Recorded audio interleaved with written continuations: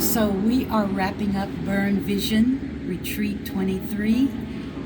It's been pretty amazing. Amazing. We've had breakthroughs and we've had ahas and we've actually experienced transformative moments. Even though we are coaching, we received it as well. Amen. It's just been a blessing, and you will be hearing more about it because we did get some testimonies.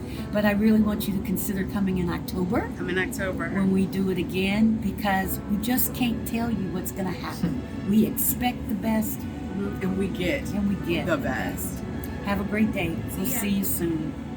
And so I decided to come to the retreat this weekend because I am trying to reconnect my connection with God.